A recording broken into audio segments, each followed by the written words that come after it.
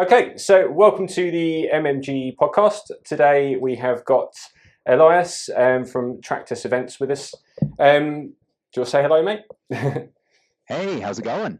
So I suppose really let's start at the beginning of the story and see where it started for you. Like, were you a technician originally, or did you just have a little interest in tech? Where did it all begin for you? I mean, I've been dabbling with computers since I was about 4 years old, and really where my love of events and live broadcast started was back in high school. Joined the AV team. We were doing digital signage before it was even called digital signage back then. Like, we had a DPS Perception RT with inscriber title generation software and a real-time card. And I was hooking that into an RF modulator so that we could get our own digital signage inside the school. And this was like circa 2003, 2004. Like, nobody was using the word digital signage back then. And ever since then, became a trained software developer, ended up getting back into doing some live event production. And then, of course, the pandemic hit in 2020. We pivoted to doing live streams. And then as things reopened, we got into doing hybrid live streams and hybrid broadcasts. And now we do event production and live broadcasts for major companies. So it's been with a focus on the digital first side. Cool. So that's been the story so far. It's amazing. I mean, I've watched your journey on LinkedIn and things like that as well, and it's interesting. It is interesting to see what you're up to and what's going on at the moment. You mentioned there that you sort of did a bit of a transition as it sort of went into COVID and things. I'm always quite intrigued as to what that looked like, because for myself, that actually meant the company that I had near enough ground to a halt. No one was allowed to meet. I didn't know if the business would be a business anymore, all these kind of questions. And I looked for where to head. And that basically led me back into vMix, which I'd kind of gone to some years beforehand, but foolishly, I was like, this won't catch on. That's not the way forward. But when I reapproached it as COVID was happening, then a lot of things happened, man. So what was it for you? Like, what did you start looking into? Well, it was a decision that was coming for a while, if I'm honest. I remember looking on our roadmap, like before we did a lot of live events and broadcasts, we were really in the app making business for major events. And we were looking at, well, what's a good feature that we could add to our event app platform? And we said, well, live streaming, that's starting to become more popular and a little bit more mainstream. And then when the doors all shut on March 13th, 2020, and the business went to zero overnight, just like yours did, we kind of sat around and went, okay, well, now what do we do? And it was like, okay, it's obvious. Everybody's at home. Let's live stream. Let's help these companies. These events still need to happen, right? Mm-hmm. There's the conferences, trade shows, you name it. They all still need to happen somehow. And even if they can't happen in person, we can still broadcast them online.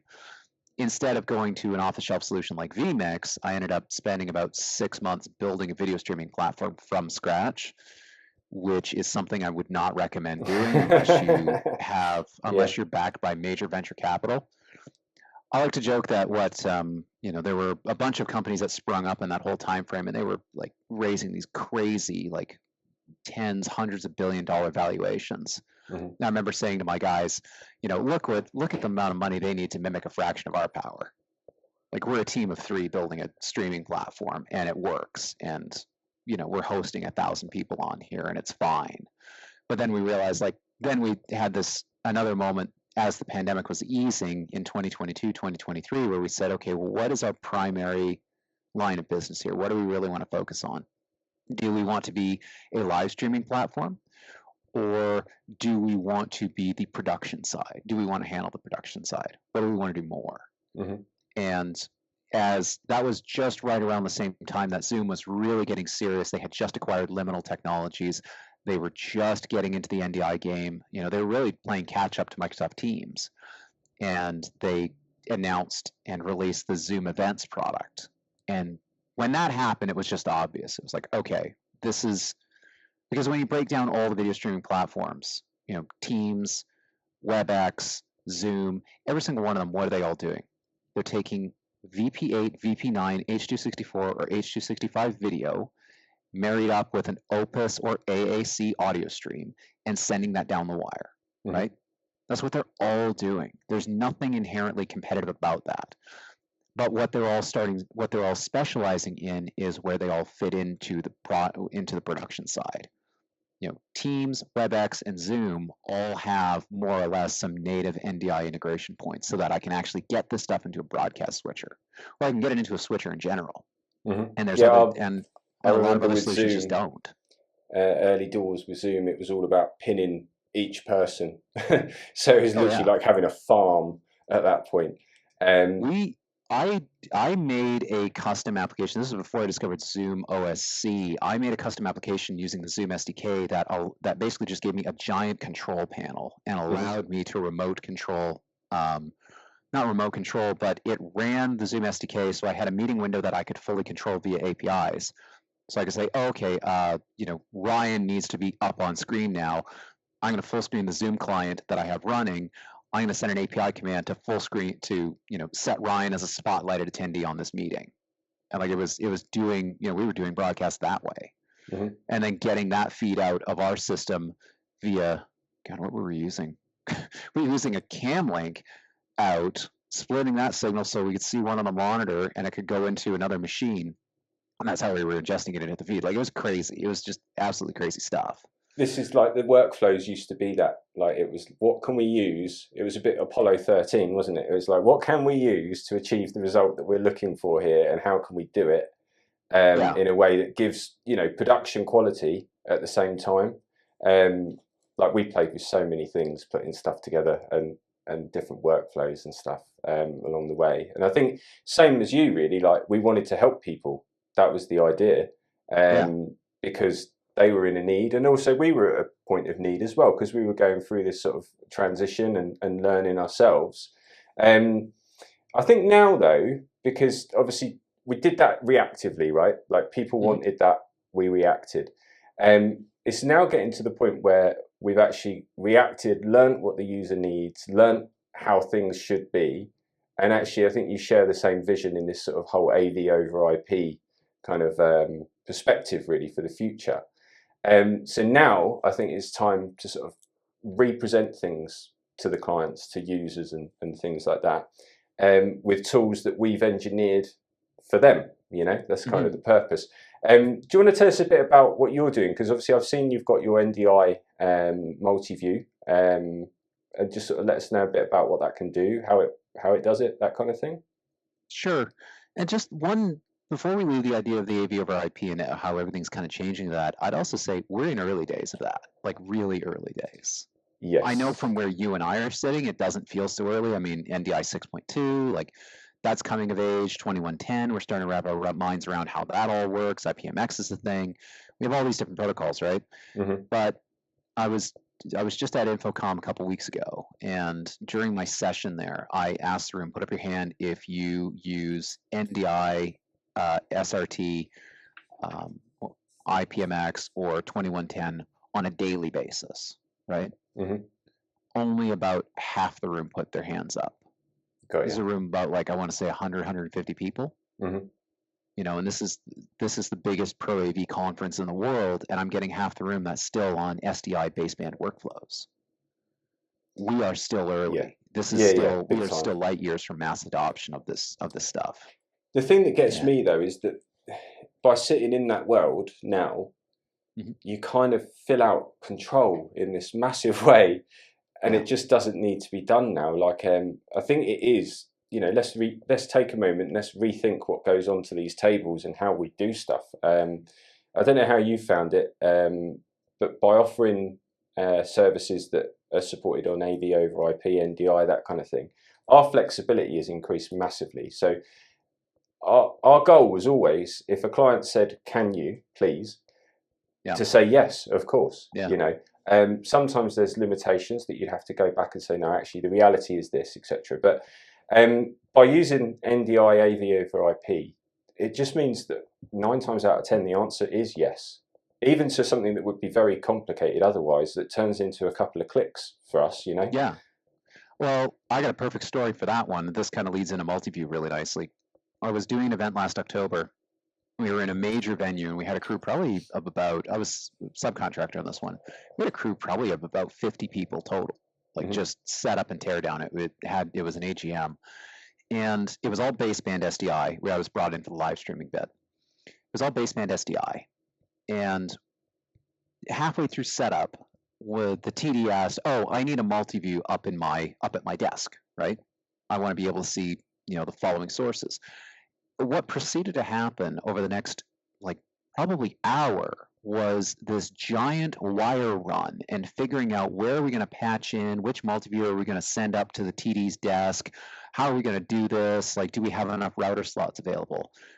And I'm sitting back and thinking, in the NDI world, and in the AV over IP world, as long as I've got an Ethernet run to wherever I need it run to, this is a non-issue. This is one cable, and this is one cable. I can then take my multi-view, I can set up whatever layout with whatever sources that person needs, and just send that to them. And then with NDI 6.2, where it gets even easier with the setup, is, okay, as long as it's running Studio Monitor, latest version of Studio Monitor, or something like Full View, I can use NDI Discovery to say, hey, tune this receiver into this source. So for example, tune the TD's desk into the TD's multi-view. And I can do that from downstairs. I don't have to physically touch their machine. And so that's the kind of flexibility that we're really starting to see with these AV over IP setups. Do you find it hard sometimes in those situations to not say stuff? Because we're in the same world, so we actually get brought in to sort of piece together parts of productions as well. So there's times when you can see a problem, and the solution from our perspective with NDI and everything else is like, yep, no problem. And you, like you say, you watch something unfold for some time, and I suppose the nicety is to sort of let it happen and to stay in your box and things, but it's becoming increasingly difficult for us. That's kind of why we've got to the point where we're at now, where we're like, we're just going to tell everyone. Like, by doing the changes, it's just seamless, really, really seamless. Yeah, I mean, you guys have got your solution, the Axis, which allows you to kind of marry both worlds. You've got your baseband world, you've got your NDI world, and you just use whatever works, right? Yeah. I pulled the client aside later on just discreetly and said, hey, just, you might want to think about an AV over IP setup, because like that whole 2-hour, messing about to get a multi-view up to the TD's desk, that's a total non-issue in that world. Now, there's other issues too.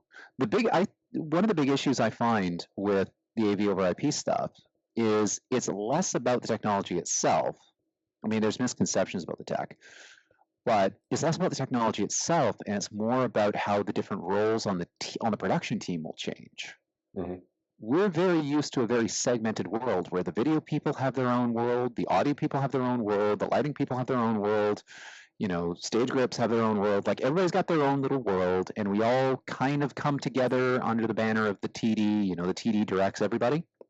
But with AV over IP, that is, the idea that I'm going to run one line for audio, one line for video, well, that's not a thing anymore. I just have one line, and that's carrying video, audio, data, sometimes power now. So the demarcation of responsibilities is sometimes less clear. And it's requiring a different skill set that some technicians, don't, are not used to. They're used to just plugging in a box and everything just works, right? Yeah, totally. The idea of software is just, crazy. I mean, that is the concept with the Axis, really. Like, from our perspective, is to create this sort of unifying area that all signals can go in and out of and be controlled from, and at the same time you can then mount, like, vMix, TriCaster, whatever from it. Now. That's the perspective that we've got, which is that actually video world needs to change. Now, that does mean that there are technicians out there that need to reskill and upskill, but that is totally not beyond what they do day to day. Like, these people go out and learn new equipment all the time, every morning. They're greeted by a new desk, a new thing, and they're, Google 10 minutes later, and they're like, okay, this is fine. I've got this. So as long as the things that they're using that are deployed make sense and have good usability, then everything's fine, right? It is just about putting a box around what you're responsible for, because that's where, like, vMix and things like that can be dangerous, because you can make something that actually, you need 3 people to run, not one. Easy. I've watched early days where, like, people have come in for vMix, or we've gone to support someone else, and and it's literally like the job at hand is 3 people. It's remote callers, it's mixing, it's cameras, and you're like, no, it wasn't meant like that. It wasn't meant to destroy people. It's meant to help and assist, you know. So we kind of think now that, like you say, you can have a monitor in front of someone, and if they're doing cameras, then on that monitor they've got a multi-view. That's great, and in front of them they've got their joystick that hooks into the network as well. Like, it just needs reapproaching. To be fair, just needs reapproaching. And the right of investment in new gear too. Yeah, true. You and I are big fans of Netgear. We make no bones about that. And their switches, they're really the first to market with with a switch that has the AV professional in mind and the broadcast professional in mind. In that I can go and take a Netgear switch, set it up in 20 minutes, and I've got a pretty good network. But then if I need to dial something very specific in and go to the command line and do the big, grown up IT commands, I can go into that console and do that. There's not a lot of switches out there that will let me straddle both worlds.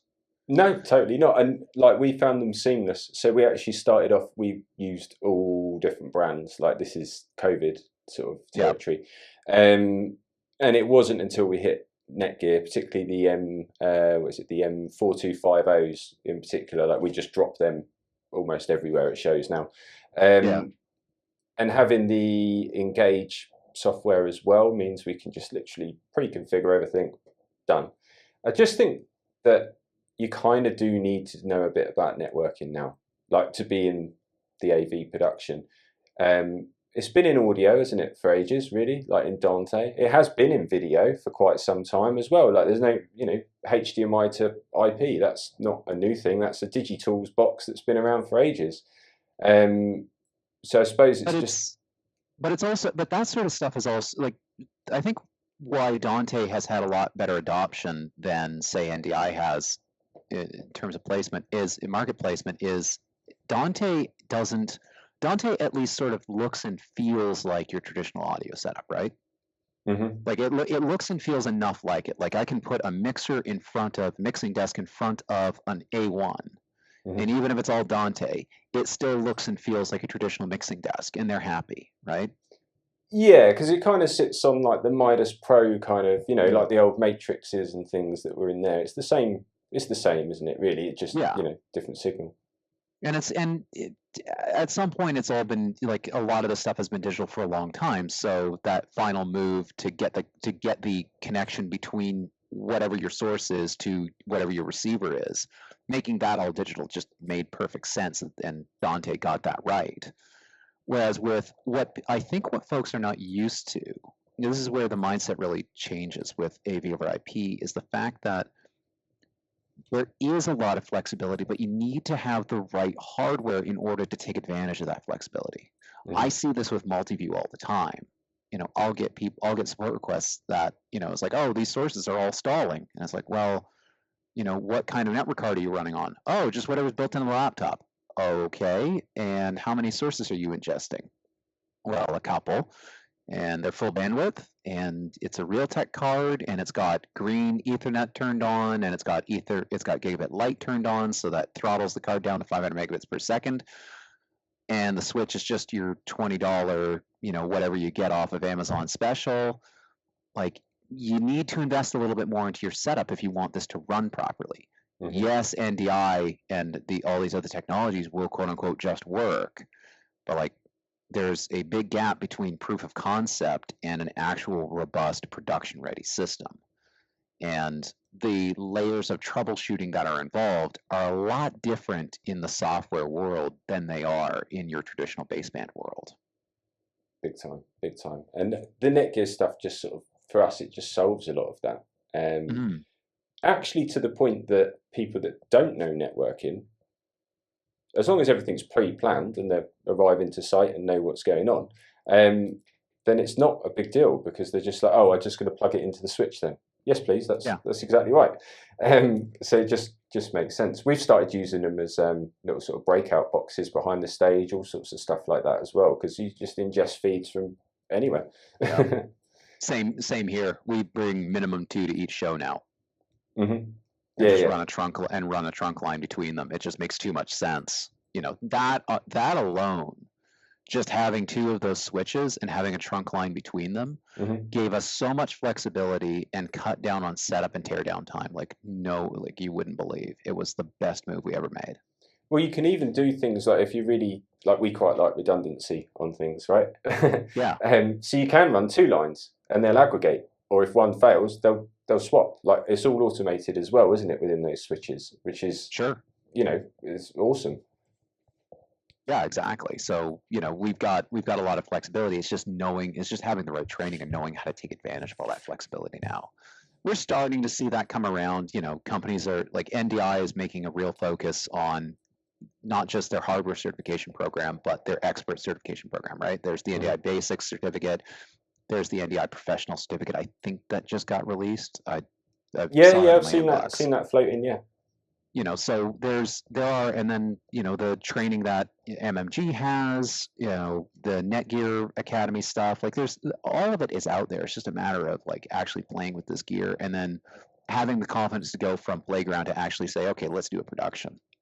Like the very first, but that's something that you're doing. That's the thing, right? So we're doing shows, and that's why I really wanted to get you on as well, because I want other people to know that we're saying stuff, but we're not just saying it. Like, literally, we're doing it, and it is working. It's already at that standard, so the adoption can be done as soon as sort of companies are ready to embrace it and see the flexibility of it. Yeah. I'll tell you, the first show that we did that was fully NDI, like we did a series of 4 internal town halls for a client of ours. First one was baseband. Second one was we ran baseband with NDI as a backup. And we did the whole show, and we basically had 2 vMix machines set up. One was ingesting the baseband, one was ingesting NDI. And basically we just duplicated all the commands, right? It was fully redundant. Third show, we swapped those roles because we saw that the NDI feed was just as reliable as the baseband one. So we swapped the machines. NDI was primary, SDI was secondary. And then after that show was a success, we said, okay, let's drop baseband and we're only going to do NDI. Let's see what happens. And it continued to be successful. And we said, okay, well, the path forward is clear. Like we're just going to do NDI. Like it just makes too much sense. The thing is that you've got redundancy built in by using NDI. That's the thing, right? Something drops, something goes. Well, all of the signals are still on the network, so you just spin up another interface or another unit of whatever you need, and off you go. I really like the idea as well of like just changing the way that video is for, not if you've got a video like a LED wall, because at that point you're dealing with quite high resolutions, right? And you're probably going to pip things, and at that point, I think you do need to separate the video and the streaming world, but. For your sort of 101 corporate shows, that kind of thing, where you'd normally have like a little, I don't know, like a pulse or a barcode, that kind of thing. I just think now, realistically, we just need to embrace the fact that that's already part and parcel of what we're doing in the streaming world, really. And that if we're not pressing go for a stream, we're probably pressing record anyway. And then aside from that, if you need a feed on a screen in the room, the switching involved in that is not complicated. It's only going to be one of 2 or 3 sources generally, isn't it? Like a camera, PowerPoint, or a demo, whatever.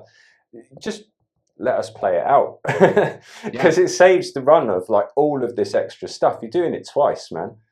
Yeah, exactly. Like it's again that flexibility of saying, "Hey, I want to route this." I think this is. The light bulb moment for me was when we started to heavily dig into the Netgear stuff and go to a multicast NDI setup. Because what flipped the switch in my brain for me is, if you have a unicast network setup, your sender, so this camera that I'm recording on right now is an NDI camera. It's a Logitech Mevo. This sender in unicast mode can only service so many receivers, and then it's out of bandwidth, or it's out of horsepower. And you see this on some of the lower end cameras as well, where, they might have a gigabit port on them, but in unicast mode, 3, maybe 4 receivers, and they top out. They just don't have the internal horsepower. So the responsibility of getting that video and audio signal from the device over to the receiver is that of the device itself, the camera. When you're operating in multicast mode, that responsibility is shifted down to the network switch. So that's where you really get that power in, okay, my sender doesn't care who's receiving. As long as it gets its video data out onto the network, its responsibility is done. It can just pump out frames all day long. And so if I want to take that camera feed and throw it into vMix as part of its layout, great. If I want to take that camera feed and then also send it to iMag, great. I can do that as well. And because it's multicast, I don't have to go through vMix. I can just go direct camera over the network to whatever the decoder is and send that direct to the LED wall or to the projector or wherever it needs to go. That's a different, I think that's also a different model than some may be used to, in that I think there's a lot of muscle memory around use your video switcher to control everything. Like you just need your switcher needs as many MEs as you can get, and if we need iMag, we're just going to use one of the MEs. We're not really used to a model where we say, you know what, we don't need an external switcher for iMag. We just need the ability to cut between a couple different sources. Well, it's actually more efficient, isn't it, as well, in terms of latency, to not huge go through that, right? So that's the idea of the axis as well. Like within the network that it's in, so not if it's bridge, we're not talking about like bouncing that way, but within the network that it's in, if you encode something and then decode it and spit it to a screen, it is done in terms of like latency more than enough to use for iMag. Whereas if you were then to go, right, well, now we'll just pop that through Video World, it can go through the switcher, it can come back out, it can go through a few little decimators or anything like that, then that's when it starts to become like, well, now it's not possible. Yeah, you get into the latency just gets too high, and that's where you get into the myth of AV over IP is just high latency. It's like, no, it's not. There's nothing about AV over IP that's high latency in and of itself. We can send, like, I can saturate a gigabit network and send a ton of video traffic, and I can decode that in fairly real time. Like I've sent 500 frames per second over NDI to vMix, and vMix has somehow not freaked out. Okay, it can do it. Yeah, of course. It can do it. It's the same as like, so I'm thinking back to Audio World, like some time ago, when I used to sort of do more of that, in like tours and things, and we would put the PA systems together. So, for example, it wasn't dependent. So the hang that was furthest away, we would obviously have to do a run to accommodate that. The stack that was closer to the amp racks and everything else, we specifically ran the same coil lengths of everything as per the other side. And that was because of the latency. We wanted everything to arrive at exactly the same time, because then we know what we're playing with and we're not, changing something but skewing it. And it's the same, isn't it? It's just having a deeper knowledge on some of these things. The courses that I've seen so far, obviously NDI basics, that's great for like people that want to just, kick things off. Netgear Academy, we actually went to that in person, had great fun. And I sort of learnt some words that I didn't know, which was fun, but the team and everything else, like, was so much more confident in the way they deployed networks afterwards, We're doing the vMix training, obviously, as you know, which is just in the UK, right? I'm hoping that we can kind of change that in some way, though, and bridge the gap, maybe to sort of do it virtually, but I don't know, because it is really important having the person there for that, to guide them through. Yeah, there's also, if you're looking for a self-service course too, there's also Michael Lang's Academy. I forget the title of it, but he's got a whole cloud creator course around, you want to make the move to cloud broadcast, here's how to do it. And he's, he's been in the broadcast world forever, and his stuff is, his insights, his stuff is really good. So like, have you seen anyone else? The knowledge is out there. Have you seen any other courses, any other people that sort of keep an eye on to see what they're up to and learn things from? Or honestly, you guys, Michael Lang, anything that comes out of Netgear, obviously pay attention to that. NDI coming out with the operator, coming out with their training, that's a good thing. Those, but the biggest one is just sit down and play with this stuff. Like, at some point you have to make the transition to, okay, I've at least got a packet of the Kool-Aid. I want to try this stuff out. Like, get some hardware, get some software, and start playing around with this stuff. like, and see for yourself what that flexibility looks like. And make sure to go into it too with being prepared to spend on areas that you might not have been prepared to spend on before. Like, yeah, the M4250 is, over $1,000. It's worth it. It's worth every damn penny. And the reason it's worth it is because that's now the backbone of your network. That's as important as your SDI router in the old days, if not more, because it's carrying more. Well, so, and I feel like they're going to go for years as well. Like the ones that we've got, we're still, getting more as we go. But the ones that we've had for some time, they're fine. Yeah. They literally, I don't even think they look like they've physically got any scars to show at the moment. And they've been through quite a lot. So, exactly. I'm really confident. Yeah, I mean, regardless, they're super reliable switches, and they are the backbone of your network. Roberto Musso from NDI said it best a couple years ago. He said, like, you need to buy the biggest switch you can afford, because again, that is going to be your backbone. If you've got a good switch that's got plenty of PoE capacity and has got that extensibility, like, you're going to be set for a good while, and has the backplane bandwidth to handle whatever you're going to throw at it. It's the same as other kit, isn't it? Same as like sound desks and things. You would not buy a 4-channel sound desk to go into live mixing of touring bands, would you? That's not where you go with that. So it's having the right tool for the job is what it comes down to. I'm just having a quick look through what we've chatted about, mate, and see if there's anything else. Oh yeah, the other question that I had for you. So we've asked everyone that's come on the podcast this so far. And it's all been varied answers and things, and it's just on the principle that maybe one person that's watching is looking to get into the industry in some way or other, right? And just the idea that maybe we might just help that one person, or if there's more, great. But what would your advice be to someone that's looking to get into the AV industry at the moment? Start streaming, like download OBS and get a YouTube account, start streaming. Start streaming something that you're interested in. Start acting as you can replicate that experience for almost free with everything that you've got right now. If you want to get into multi-camera, you probably, I would imagine most people have at least one spare phone laying around their house, right? You've got one in your pocket, you've got a spare phone.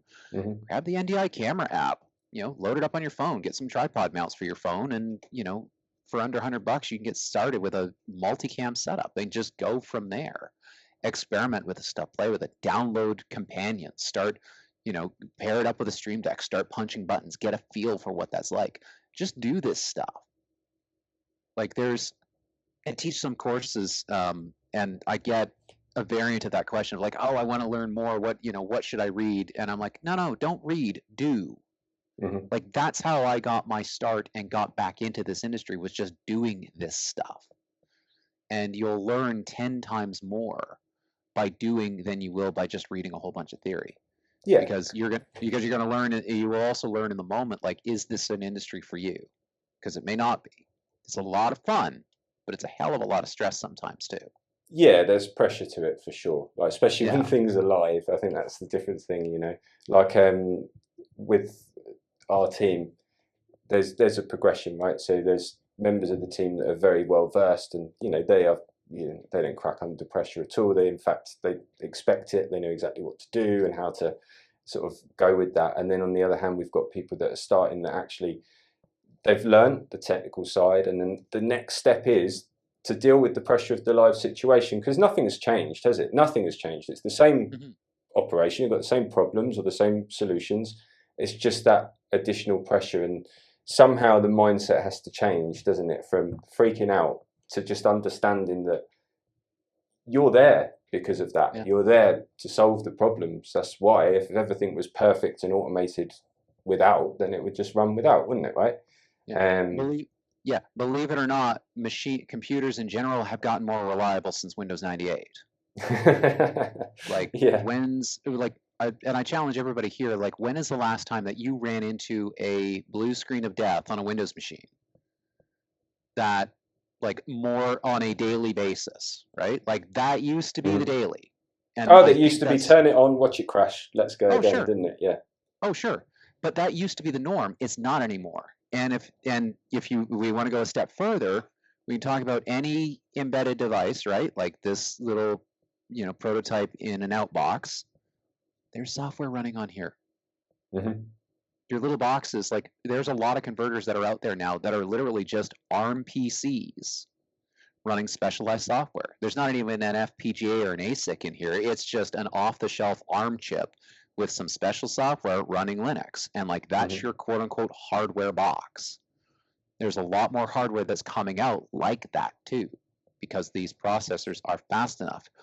Open up any audio, again, if you open up your typical audio interface, like take any of these, this is just a cheap little Behringer unit, open it up, then go open up a Focusrite, then go open up a PreSonus. You're going to find the same codec inside of most of these devices.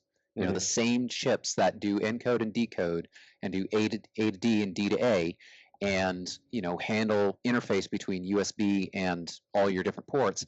It's the same chips inside all this stuff. I used to remember the actual like Cirrus Logic codec model numbers, like a CS4. I want to say it's like 4S CS4261, but don't quote me on that. But like it's in all of the major, it's in all the major prosumer sound cards, right? Audio interfaces.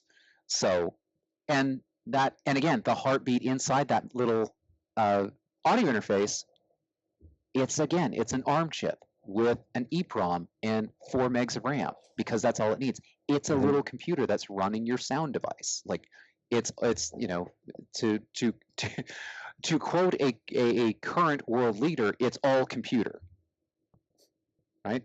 Like that's what all this hardware is now. It is all computer. And I think that'll be a bit of a mind shift. It may take a generation to kind of get past this idea that like software is inherently unreliable, or that this new world is different. But no, I think my closing thought will be this. Do you remember what Google's big competitive and Amazon's big competitive advantage was over everybody else when they really got serious about cloud computing? The big reason that Google and Amazon were as successful as they've been when it comes to cloud computing is they made a very important decision back in the 90s. That decision was, we are not going to run our server farms on super expensive mainframes and VAX and IBM Z, System Z or whatever their thing is. We're not going to run on that specialty hardware. We are going to run our infrastructure on commodity servers. So if one of our, and we'll just buy them off the shelf from like Dell. If one of these breaks, so what? We just go buy another one. And it's the same sort of revolution is starting to happen in the production and the AV world, which is the move away from these specialized components and the move towards software-defined architectures, software-defined workflows, so that, okay, your NDI converter just bit the dust because, I don't know, it's Wednesday and it just felt like it. Okay, go on down to the nearest computer store, grab a Windows box, load NDI tools, put Studio Monitor on there, and boom, you've got an NDI decoder for maybe $200, right? Yeah. This is the principle with the Axis that we're putting out, right?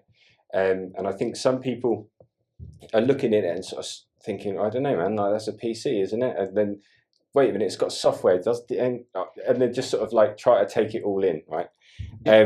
But that's where we're coming from, right? Like rather than hide the fact and say, because obviously, there's other units out there that are closed, sure, but there's still a PC inside.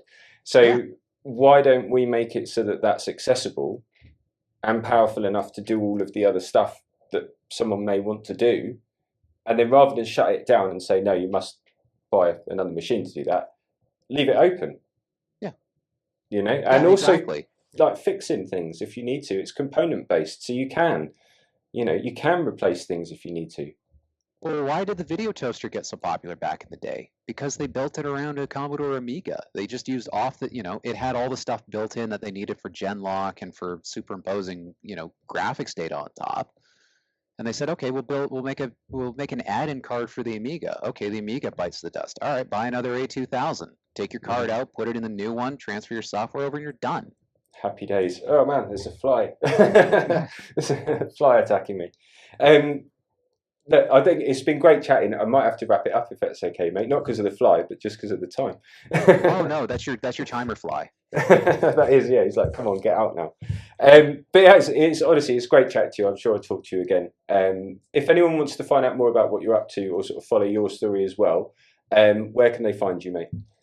Honestly, best place probably just go to LinkedIn, go to, look up Elias Puurunen, Puurunen, or just look up Elias NDI. I'm sure you'll see me posting about something. That, and I post fairly regularly all our updates over at tractusevents.com. And then, of course, shameless plug, if you're looking for an NDI multi-view, go to multiview for NDI, FOR, NDI.com. You can find out more details there. It's available for Windows, Mac, and Linux. Mac build, I'm hoping to get a fully production Mac build out by the end of July. Apple does not make that easy. Watch this space on that one. Yeah, Apple does not make it easy to distribute software, but that is a discussion for another day. Yeah, I think that's well known as well, actually, to be fair. Let's wrap things up. Let's finish for the day. Thank you very much for joining us, mate. I really do appreciate it. And we'll speak to you soon. Absolutely. Thank you so much for having me on. No worries. Cheers. Cheers.